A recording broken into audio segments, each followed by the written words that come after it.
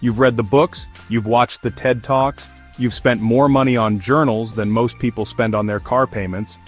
You've manifested, affirmed, visualized, and high-vibrated yourself half to death. And yet, somehow, your life still feels stuck.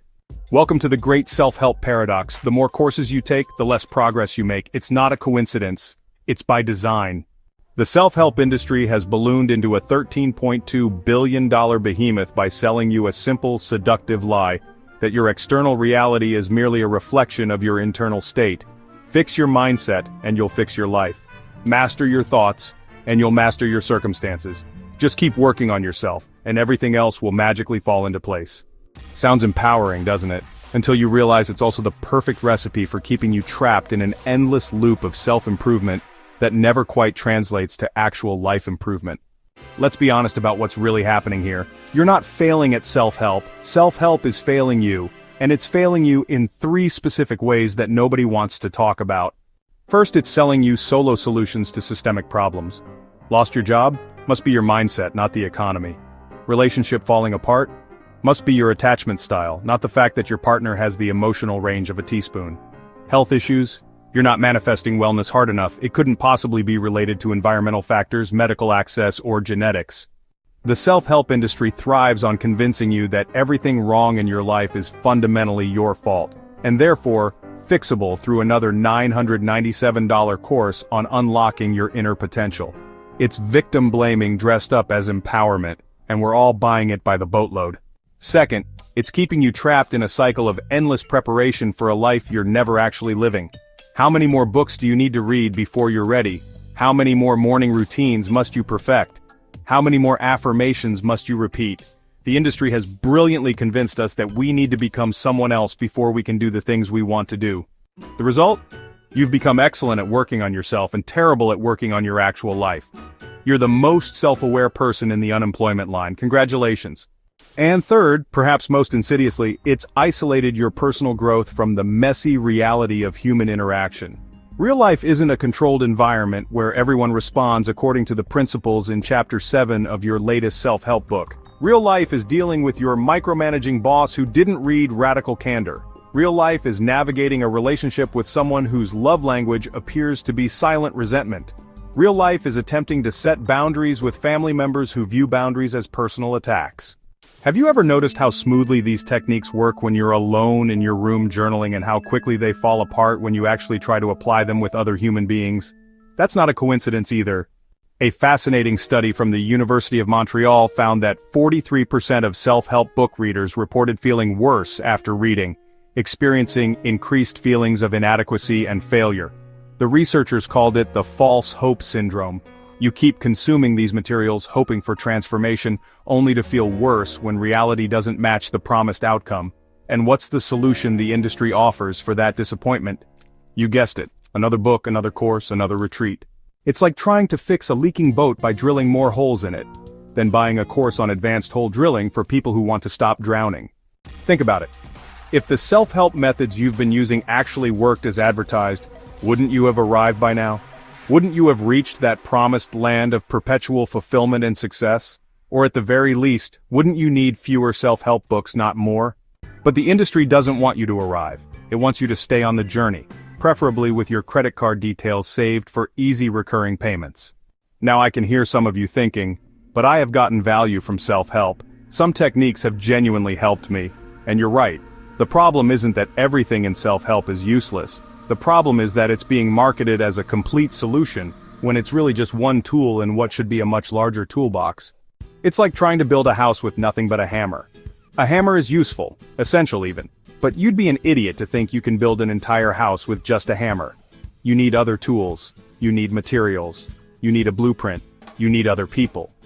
And sometimes you need to acknowledge that some houses simply can't be built on certain foundations, no matter how good your hammer is. Let me tell you about James, a brilliant software engineer who spent 3 years and over $30,000 on personal development, everything from Tony Robbins seminars to ayahuasca retreats in Peru.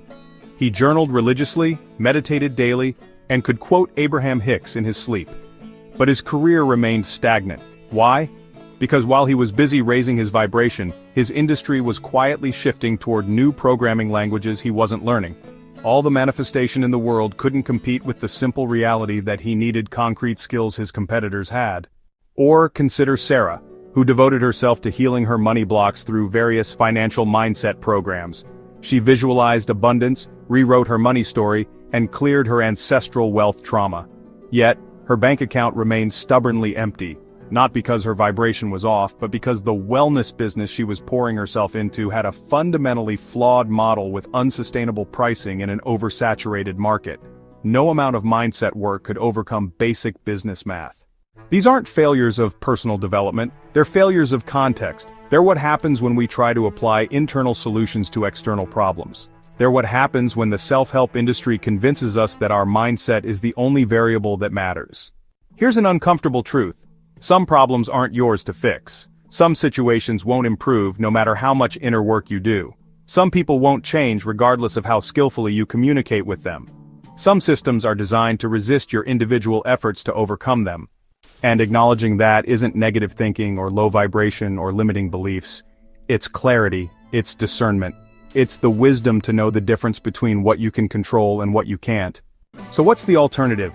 How do we break free from this hamster wheel of perpetual self-improvement that never quite translates to real-world results? It starts with a simple but powerful mindset shift. Stop trying to fix yourself and start trying to understand the system you're operating in.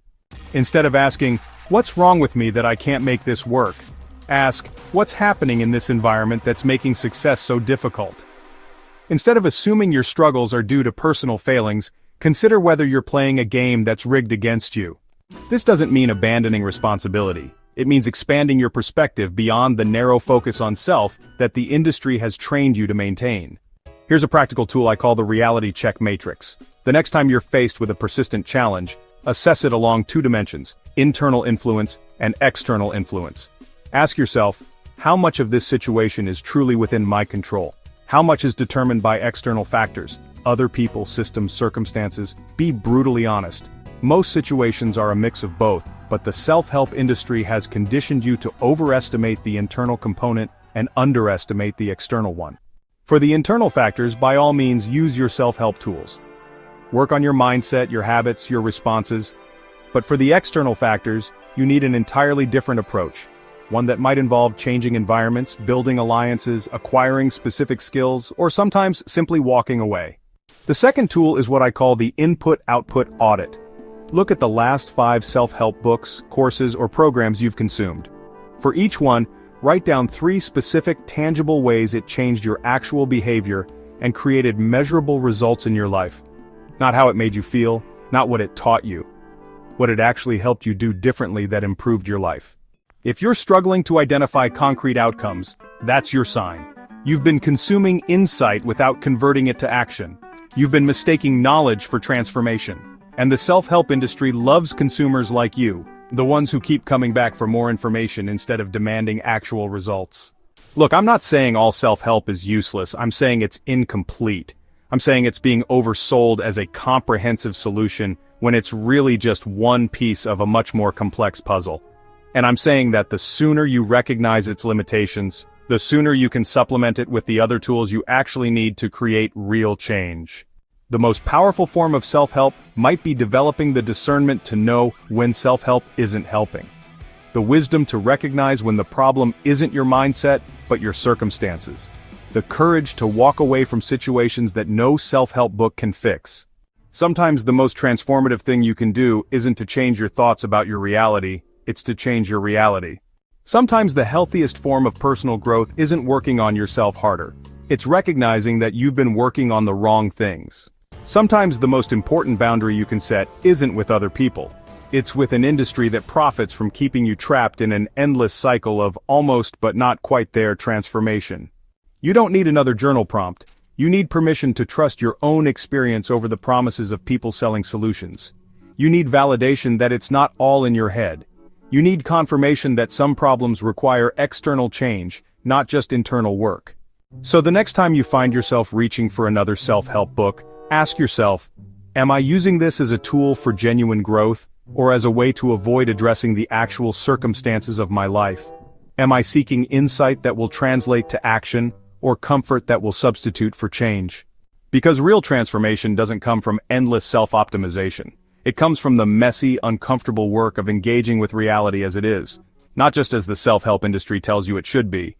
If you've been feeling stuck despite doing all the right things, the journaling, the mindset work, the manifesting, maybe it's time to consider that you're not the problem. The model is, and recognizing that isn't giving up on personal growth. It's the first step toward a more honest, effective form of growth that acknowledges the full complexity of what it means to be human in an imperfect world. Subscribe if you're ready for a different conversation about personal development, one that honors your experience, respects your intelligence, and never tries to convince you that the solution to every problem lies exclusively within you.